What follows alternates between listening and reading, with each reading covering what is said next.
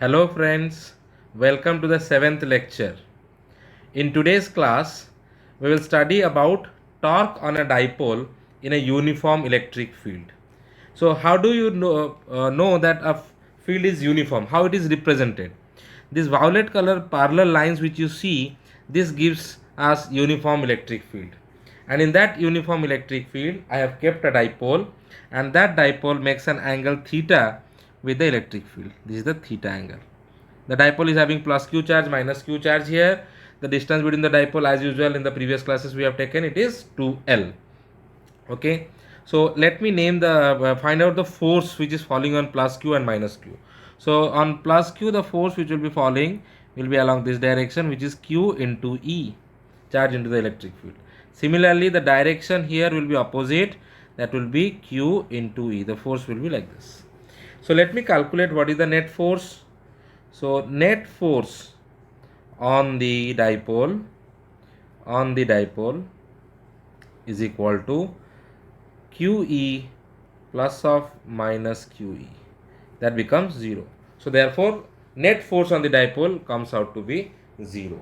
But you have to mark one thing here, that these two forces are equal in magnitude and acting at two different points, for which it constitutes a couple, for which there will be a torque falling on the dipole. Okay, so this is the basic reason why a torque is going to fall on the dipole, which will try to align the dipole in the field direction. So now let us calculate what is the torque. So torque on the dipole tau will be how much? We have read it, that torque is nothing but force into the perpendicular distance. This we know it from class 11. Okay, perpendicular distance. So in this diagram, let me find out which one will be the perpendicular distance for us. Let us find out that. So I will drop a perpendicular like this, and I will extrapolate this one.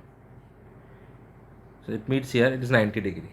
So let me name the positions. This is position A, okay, this is position B, and this is position C. So the perpendicular distance for me will be AC. Okay, AC will be the perpendicular distance, and I can also find out its value from the right angle triangle ACB. So what will be sine theta from that triangle? It will be perpendicular by hypotenuse, and what will be the perpendicular? AC, and hypotenuse is 2L. So what will be AC? This implies AC will be equal to 2L sine theta. So this is my perpendicular distance. Okay, so let me put it here. So it is nothing but force into the perpendicular distance. What is the force? It is QE into the perpendicular distance, that is 2L sine theta. Okay, and I know that dipole moment is nothing but charge into the distance between them. Okay, so I can incorporate P here. P is your dipole moment, PE sine theta, where P is the dipole moment, which is equal to Q into 2L. Since sine theta is there, therefore it will be cross product. So P cross E. So this is the amount of torque which the dipole is going to experience in the presence of a uniform electric field. Okay, now let us go for some notes. Suppose we consider if theta is equal to 0 degree. So we have to understand what theta is. Theta is basically the angle between P and E, electric field, and the dipole moment. So I have drawn here the electric field, uniform electric field. Theta is equal to 0. Theta is equal to 0 means what? The dipole moment will also be in the same direction as that of the electric field. So how should it be the dipole then? The dipole must be like this. This will be Q and this will be minus Q. If this is minus Q, then your dipole moment direction will be this. So P and E, both of them are parallel, for which theta is equal to 0 degree. If theta is equal to 0 degree, then what will be tau? It will be 0. And this condition is called as stable equilibrium condition. It will be stable equilibrium condition. Okay. Now moving to the second case. If theta is equal to 90 degree. Theta is equal to 90 degree means how should be the dipole oriented in the electric field? It should be like this. This will be plus Q and this will be minus Q. And what should be the direction of P? P will be in this direction, from negative to positive. And you see here, this is 90 degree. So if theta is equal to 90 degree, then torque will be how much? It will be PE, which is maximum. Okay. Then the third case arises if theta is equal to 180 degree. If theta is equal to 180 degree, how should be the picture? The picture will be like this. From here plus Q, this will be minus Q. And what is the direction of P? This is the direction of P. So you can look at this, it is anti-parallel. There also the torque will be how much? It will be 0. And this is called as unstable equilibrium. Okay. This is unstable equilibrium. So this is all about the torque experienced by the dipole in the uniform electric field. But things changes a little bit when the electric field is not uniform. Okay, just remember that this is not there in your CBSE course. So uniform electric field is only there, right? Now let us go to another topic, which is your continuous charge distribution. So all of you give a heading. It will be your continuous charge distribution. Okay. So prior to this, whatever things I have taught you, I have told that here there is a source charge, there is another charge Q, and they are separated by a distance R. Then what is the force? Okay. How can you calculate the force? Force will be how much? K capital Q small q by R square. This is what you have calculated. If you remember, we went for other charges. We kept a charge here, we kept a charge here also. Then we tried to find out what is the force of this charge on this charge on this, then total charge, which we called as principle of superposition of charges. So all these things we have read. We have talked there about single charges. But have you ever thought that if there will be a rod like this, if there is a rod, very big rod, and here there are positive charges, there what I will discuss here, then can we talk about this single charges, point charges? No, there I have to think about in terms of continuous charge distribution. Suppose I have a piece of paper and everywhere I have some positive or negative, whatever charges it may be, it will have. Then can I consider this page as a point charge and can I apply this? Okay, things will be little bit different. If I take a cube, okay, there the charges are there, will it be same? No, there will be three different ways to solve these three different situations. Okay, this whenever it is in a rod, I can talk in terms that it will be discussed as one dimensional problems. Whenever I talk about a piece of paper, there it is 2 dimension. When we talk about the volume, that will be your 3 dimension. So basically we will have 3 different types of continuous charge distributions. So in order to understand this continuous charge distributions, we will be encountering 3 different charge densities depending upon 1D, 2D and 3D. Okay, so let us discuss it individually.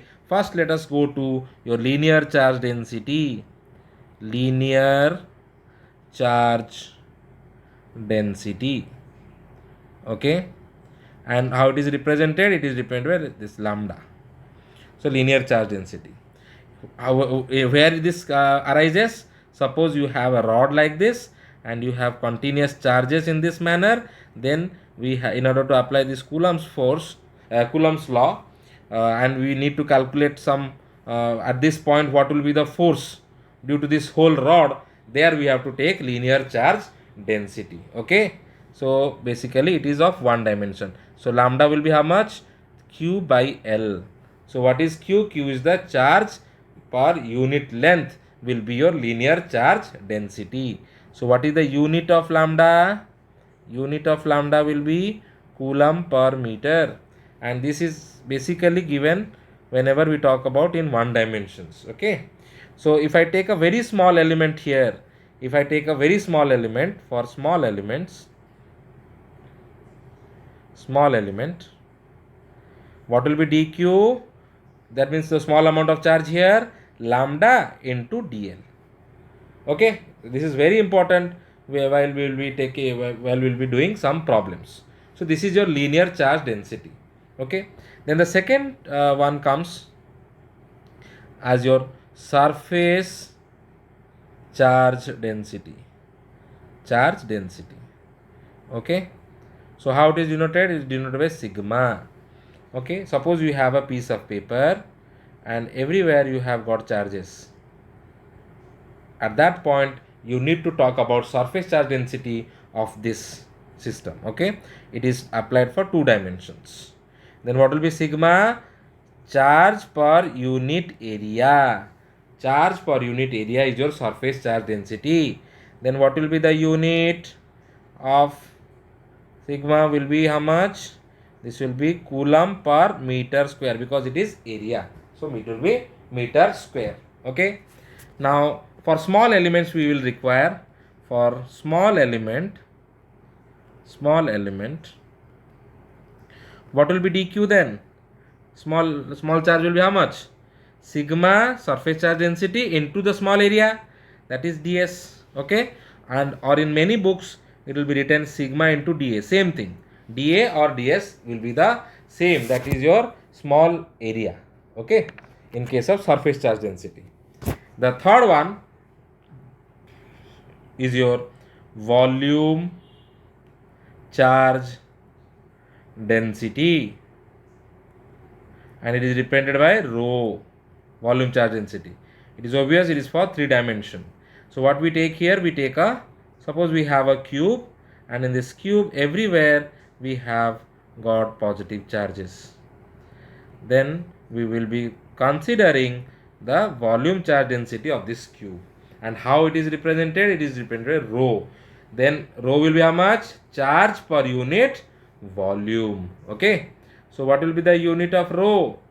Unit of rho will be coulomb per meter cube.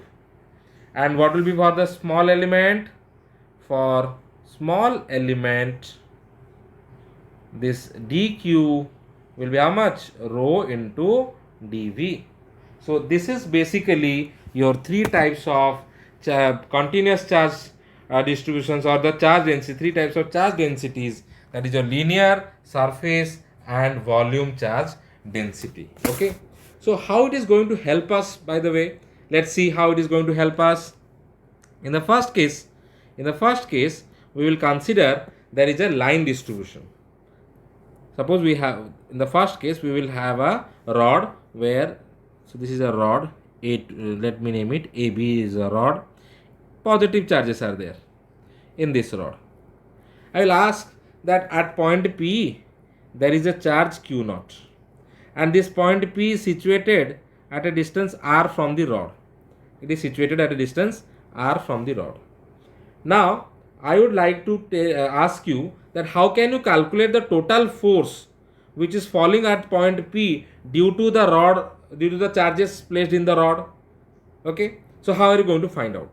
For that, what you have to do is, you will first take a very small portion dl of the rod. Okay, for the, in that dl, whatever charges is there, what will be the amount of charges present in dl? dq amount of charge is there. So dq amount of charge, q naught charge is there at point P. Distance is r. What is the small force? The small force df will be how much? It will be k into the small charge dq into q naught divided by r square. Okay, clear? So it's a vector sign, so let it give me r cap. Clear? Now dq, I have already told you, if you are taking a small element that is for a rod, that is 1 dimension, what you should take? dq will be how much? Lambda into dl. We'll substitute there. Okay, so what it will be? It will be equal to k into lambda dl into q naught divided by r square r cap. So this is the small force, but I want what? I want the total force exerted at point P due to all the charges present in the rod AB. So what I have to do? Simply I have to integrate it. Okay, so q naught is constant, that will come out of it. K is 1 by 4 pi epsilon naught, that will also come out. Integration lambda dl by r square r cap. So this is the force exerted by the rod, by the charges present in the rod AB at a position P where the charge q naught is present. Similarly, instead of this rod, suppose you have a piece of paper. Suppose you have a piece of paper. It is given to you. Okay, and there you have got all the positive charges kept here.